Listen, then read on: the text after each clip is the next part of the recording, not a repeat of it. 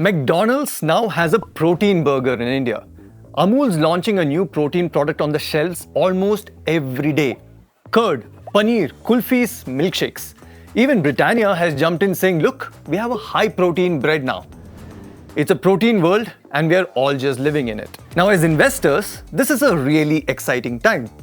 Because what if there's a great chance for you to invest in one of these protein companies and get some multi-baggers in your portfolio? You'll make money and you'll get bragging rights. You can boast about your legendary investing chops at a party. Yeah, I'm a genius, I saw this mega trend and I made a lot of money. So, is the proteinization trend really a big one to invest your money into, or is it just hype?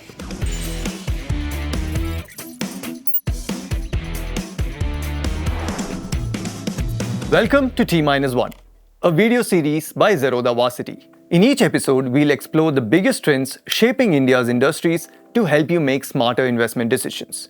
We focus on the big picture so you can better understand the forces that truly move the stock market. Now for this breakdown, we interviewed a whole lot of experts in fitness, dairy, poultry, and a research analyst to help us understand the ins and outs of the protein play. And this T-1 breakdown will be the only primer you need to get the big picture of the great Indian protein story and all the different ways it is or isn't playing out.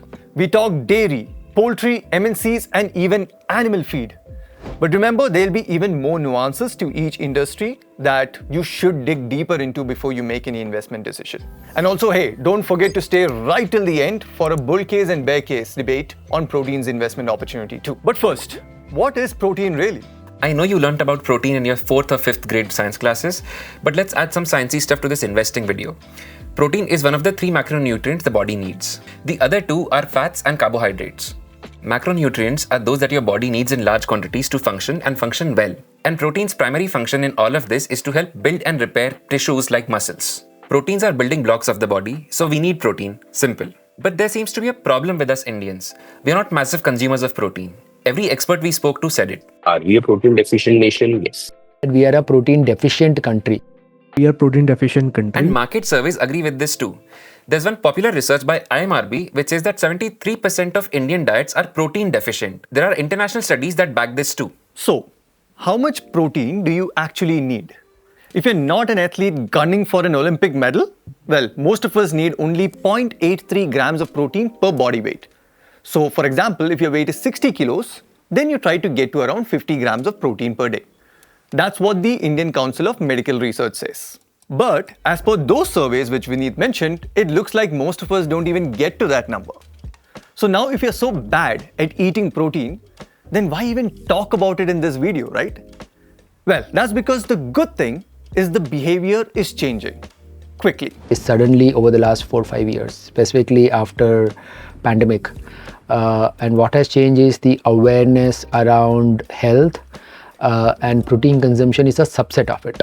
Because I want to stay healthy and then there are 10 to 20 things which you have to do to stay healthy, and protein consumption is one part of it. And because of this explosion in awareness, everyone is launching protein related stuff. Forget the Amuls, the McDonald's, the Britannias for a minute. Look around you. You'll see new protein focused startups that are multiplying as quickly as rabbits. They're selling bars, chips, mini bites, chocolates, ice cream, even ladoos. Now that also means that customers are spending on these things, right? Companies are seeing the demand rise and so they're just meeting it. But let's hold on for a minute here because we need to ask, what's the protein that goes into all these products anyway? It's whey. See, until about 10 years back, this was purely the domain of the gym bro. Look at the marketing on the packs back then and you'd probably see people flaunting their massive biceps, which I'm not going to do right now. But that was the target audience. But now people are actually including whey protein in their daily nutrition requirements. There are hundreds of brands of whey protein available in the market today. Just scroll through Amazon or Flipkart and you will be spoiled for choice. Everyone's talking about whey. Everyone is marketing whey. But there's a problem. Right, Vineet? Right, Nitin. According to a report by Modern Intelligence, India's whey protein market is expected to grow at 4% over the next 5 years. The premium version is expected to grow slightly faster at 5%. But for a market that is small and expected to grow fast, 4 or 5% growth doesn't seem very exciting. Okay, so that could be because whey has two challenges in India. There's the big matter of affordability, and there's also the reluctance factor. You see, nearly all the whey that you get in India is imported. And they all import this from one seller, Glanbia. And Glanbia also manufactures the brand On.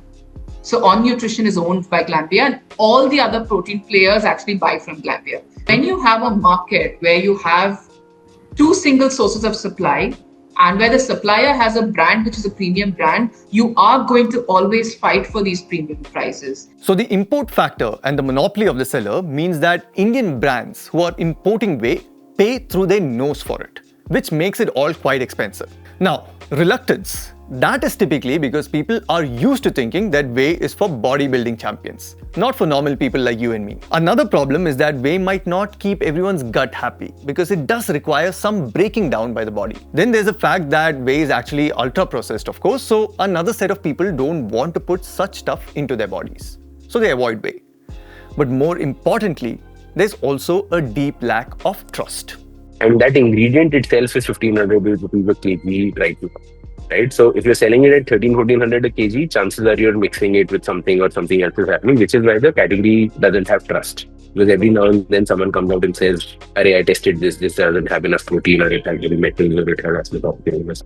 So, which is stopping adoption, because now there is so much fear of the category that adoption isn't going up, even though people want more protein. So in essence, all these brands are just refining, packaging, or adding flavors to the same way that any of their rivals are selling. But some brands haven't been shy about adding some unwanted stuff into their products to keep it cheaper. So what you need to understand is that whey is pretty much a commoditized game. And instead, we have to think about it as really a marketing play. Now you might be thinking a couple of things now. What on earth is whey really? And why can't we produce whey in India if there is growing demand for it? Whey is simply a byproduct of the cheese making process. You need milk to make cheese, and milk contains two types of protein. There's casein and there's whey. And to answer your second question, Nitin, India might be the dairy capital of the world, but Indians simply do not consume enough cheese. And if Indians won't demand so much cheese, dairy companies won't make it. So they also cannot produce whey at scale. Of course, Indians do consume cheese. Paneer is cheese, but the way you get from paneer making process isn't of the quality that you get from other cheeses. Unfortunately, the pH levels of paneer whey, it is not suitable, for making isolating the whey. You don't get a good whey. That's a problem.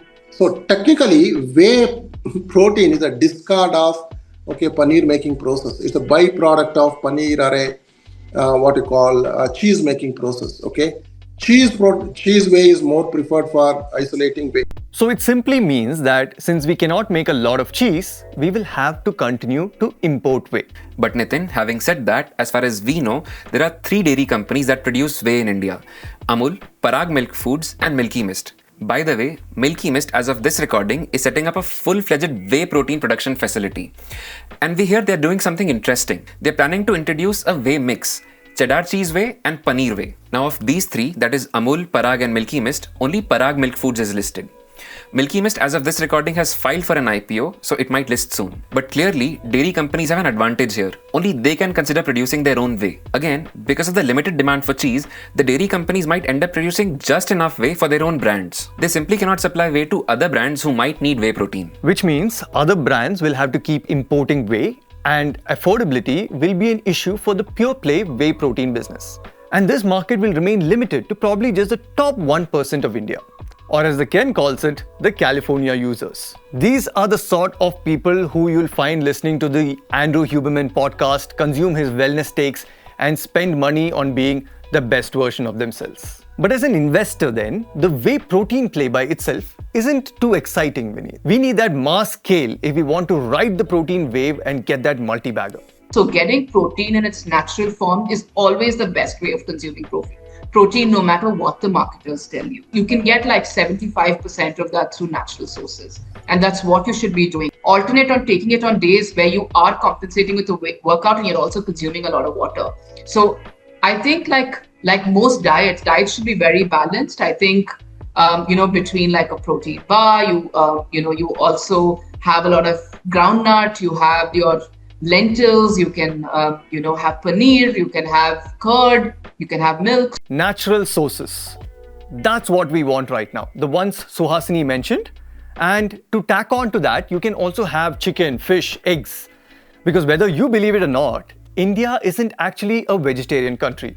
The government's own data tells us the real story. Over 70% of women and over 83% of men in the age bracket of 15 to 49 identify as non-vegetarian. Now, they might not consume these products every day, but it's still fairly regular, and that number is rising.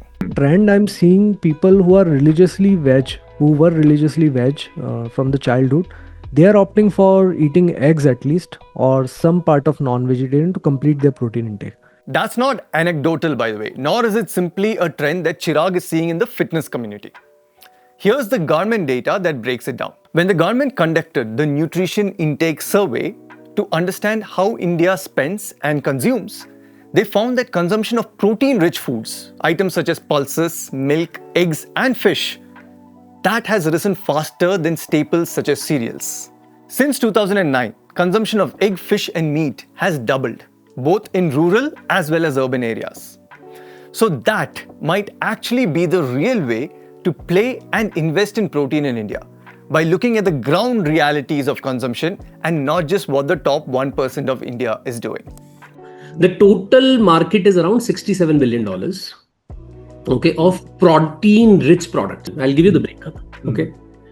First thing is that meat is $55 billion out of it. And when I say meat, it is protein, eggs, chicken, eggs, mutton, and fish, okay. This is $55 billion. Around $7-8 billion is paneer, okay. Then you have protein ingredients, protein supplements, plant-based protein, meat substitutes, all that, So all this is around $3.5 billion. Okay, so the protein landscape mein meat is $55 billion and $12 billion is paneer and others. Okay. And that means now we need to dive knee deep into dairy and poultry to actually figure out what is going on over here. So, let's start with dairy companies. After all, they own a larger part of this protein value chain. They produce milk, buttermilk, curd, paneer, everything that's rich in protein. And unless you are lactose intolerant or vegan, which is quite unlikely, these are the easiest options for you to meet your regular protein requirements and probably the cheapest too. Now, India is the largest producer of milk globally. In fact, India's per capita milk availability at 439 grams is higher than the global average of 322 grams. But, and there's always a but. No, Vineet? Yes, there is, Nitin. A report by Brickwork says that India's milk production growth has slowed down considerably, dropping from 6.6% in FY18 to just 3.8% in FY24. And they blame it on a decline in buffalo milk production, smaller herd sizes, rising costs, and the impact of an inconsistent monsoon on the feed as well as water availability. But that doesn't mean the dairy industry is completely out of the picture. It's not, Nitin. It is very much in the picture. That is because India's dairy market is expected to grow at 12.35% over the next 8 years. So if the regular milk production is slowing down, the only explanation for this growth is from value-driven products like curd, cheese, paneer, etc. Or rather, the demand will be driven by health-conscious or protein-conscious consumers. So high-protein curd and buttermilk by Amul and high-protein paneer by Akshay Kalpa and Milky Mist are testament to that growing demand. Okay, and the best part? It's how these dairy products actually become proteinized without whey. For example, you got milk with you. Okay, let us assume you remove fat out of that. Okay, you just make skim milk. Now you got a skim milk with you. Now, is it possible, remove the milk also has other component like lactose. You add a lactase enzyme and make that enzyme, consume the lactose and break it into glucose and galactose. So therefore, lactose is also gone out of picture. Okay, now you got fat out of the picture. Now what you have? You got a protein in picture. SNF, it has got protein in that. So now you can run a filtration system, isolate this protein out. Okay, the filtration exists. Okay, pass through a membrane and take okay, protein concentrated milk. So now use that, okay, and you make the paneer. So simple. So that means these folks don't have to rely on imported whey to fortify their paneer or yogurt. So their costs are in control, and hence protein paneer and protein yogurt are more affordable than whey-based products.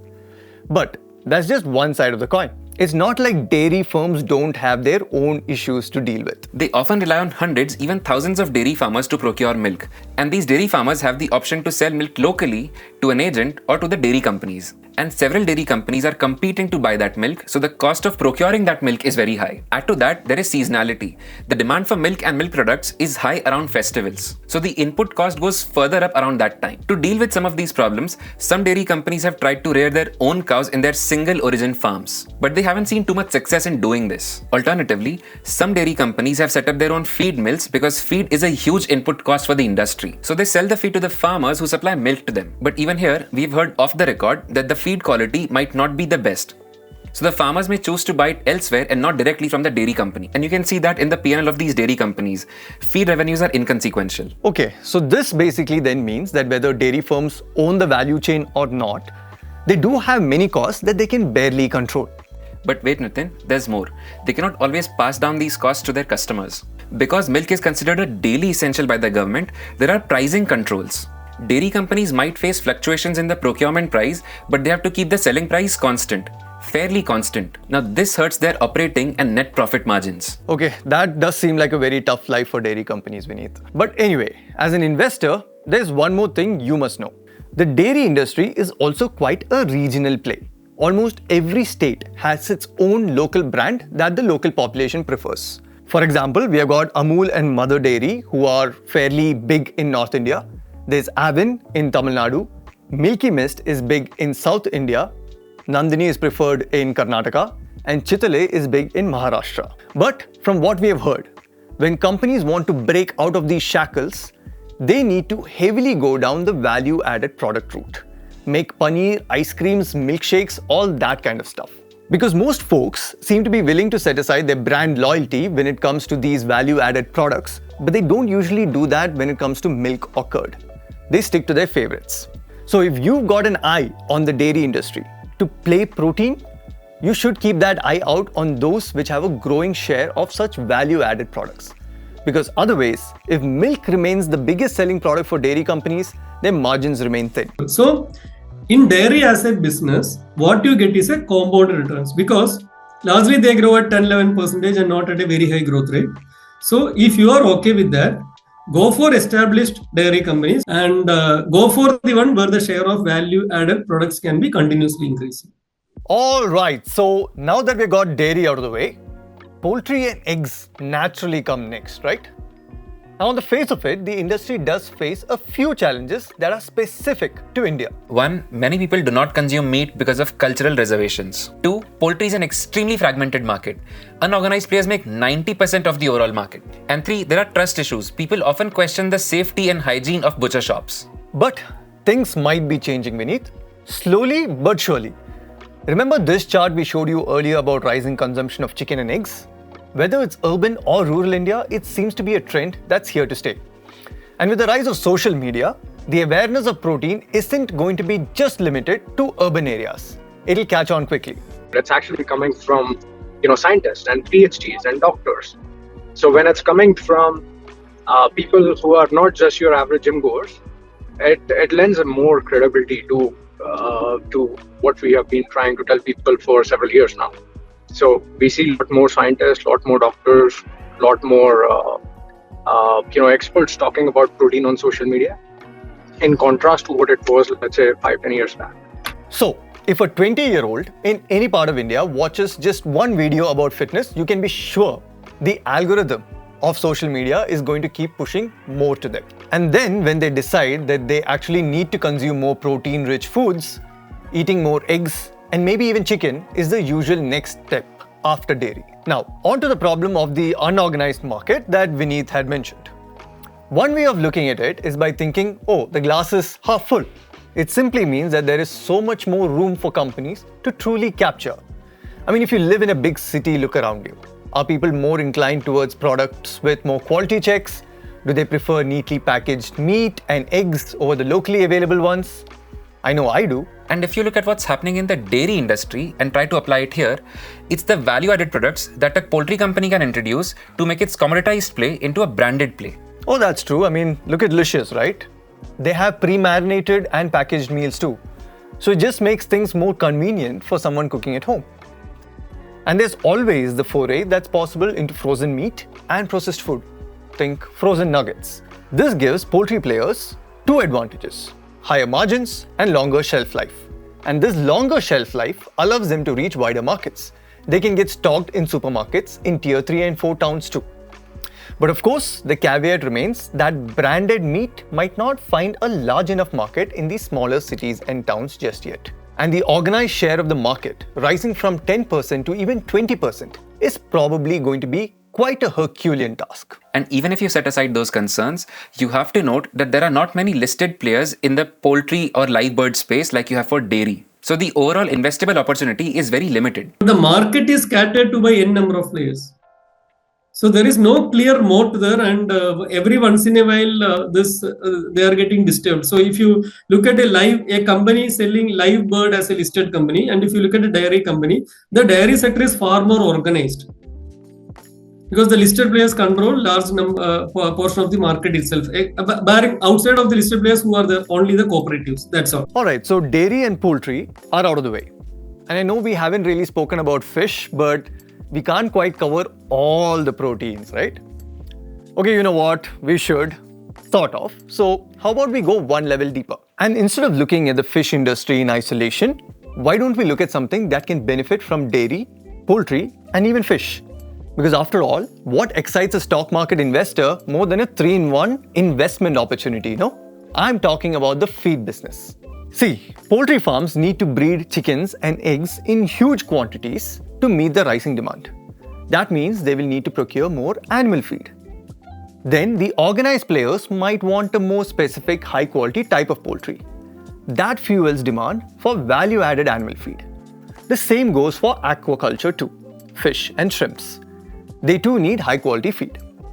And Vineet has the numbers for us here. According to Modor Intelligence, India's poultry and fish market are expected to grow at less than 3% over the next 5 years. However, India's animal feed market is expected to grow at 6%, driven by increased demand for meat, eggs, and dairy. And the fish feed market is expected to grow at 4.5%. So now, if we take a step back and look at dairy again, you'll see how feed plays such a big role.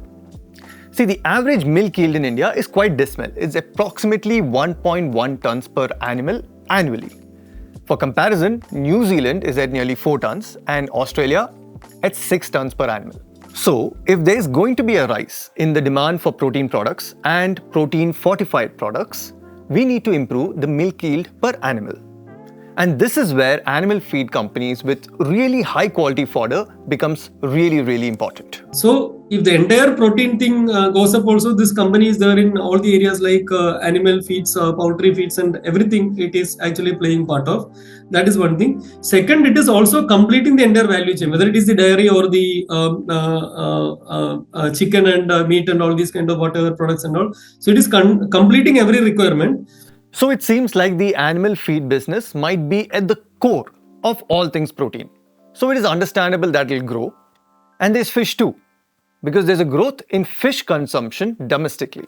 And fish is growing faster than any commodity. Actually, fish is growing faster in the world, fastest. And simple reason, Nitin, there is variety for a human to eat. There are 100 types of species, can be cooked very differently, very ethnicity backward. So obviously people have just a lot of choices, whereas one single chicken. So that's a logical reasoning.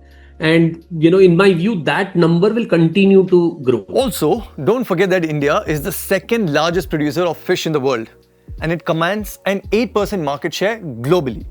So if our fish is in demand, so will the high quality fish feed.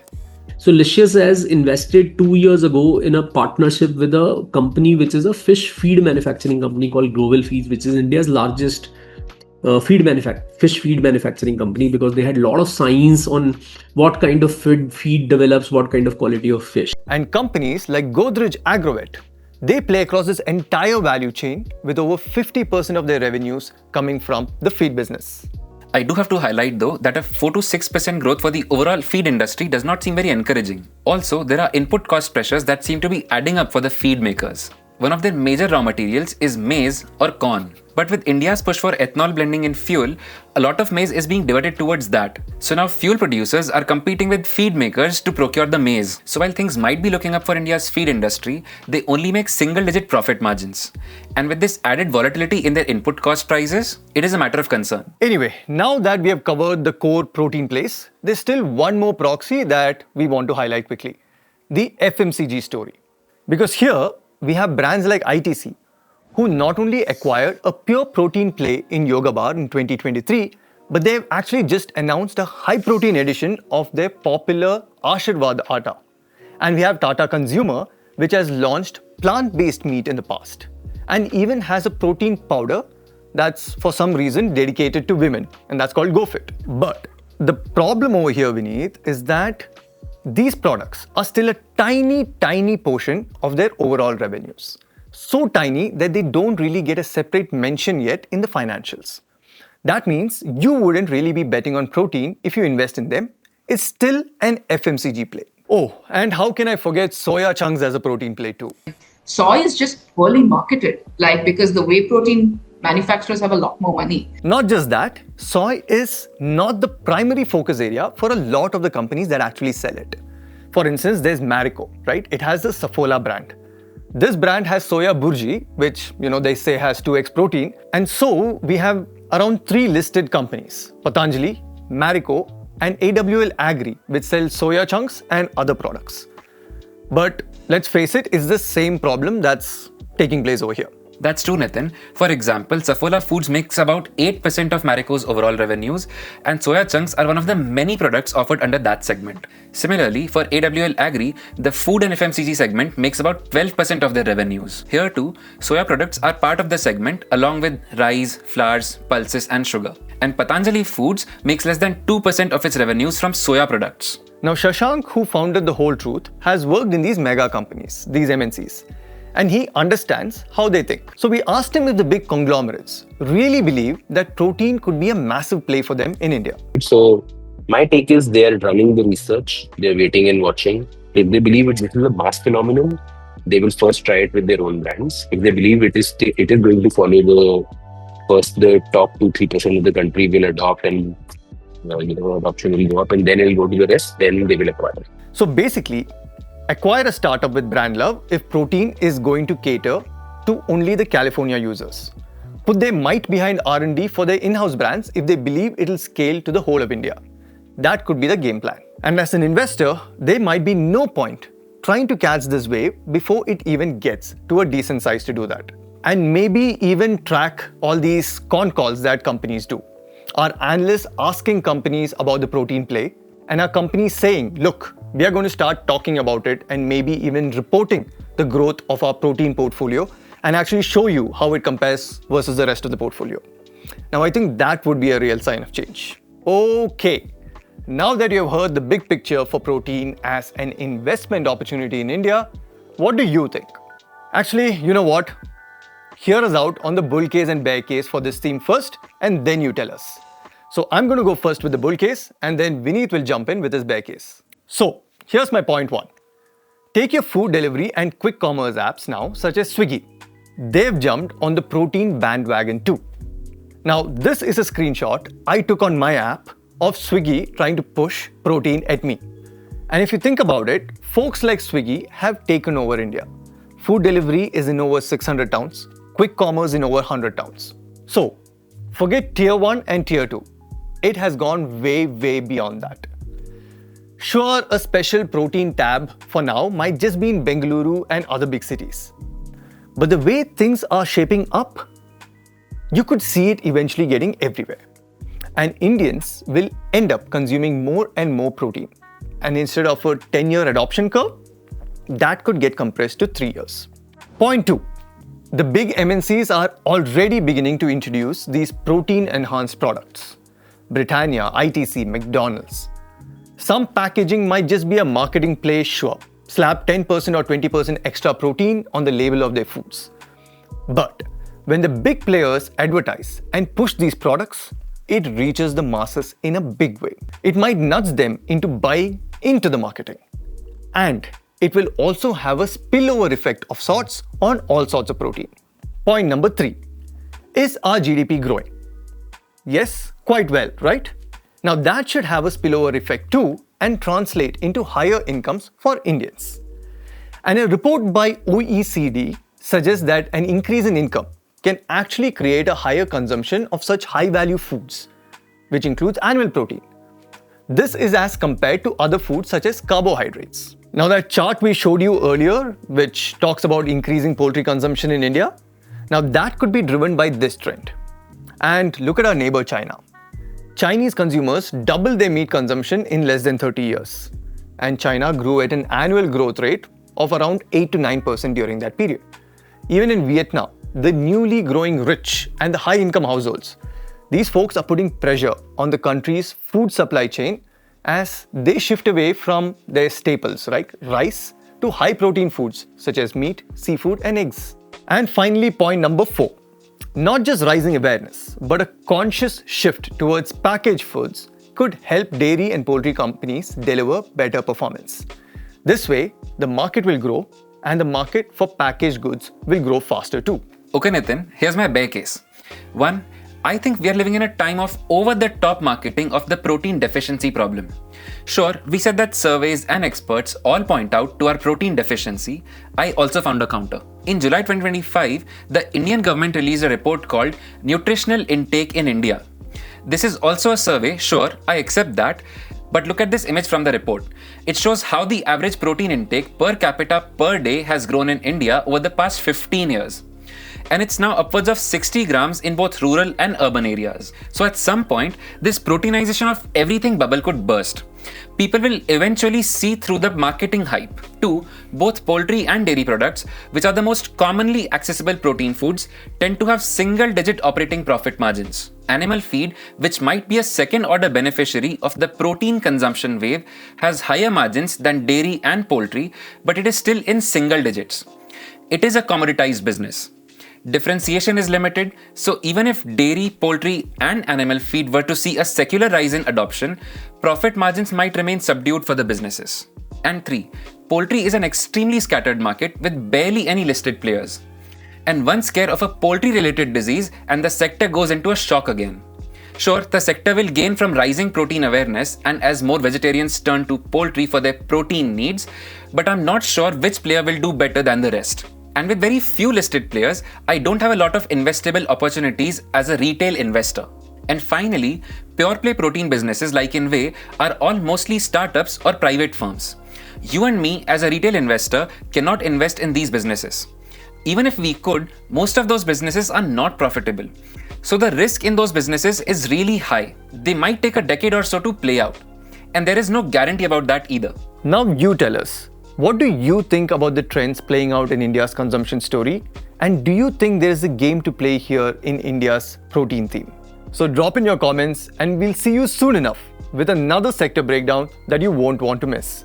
See you then.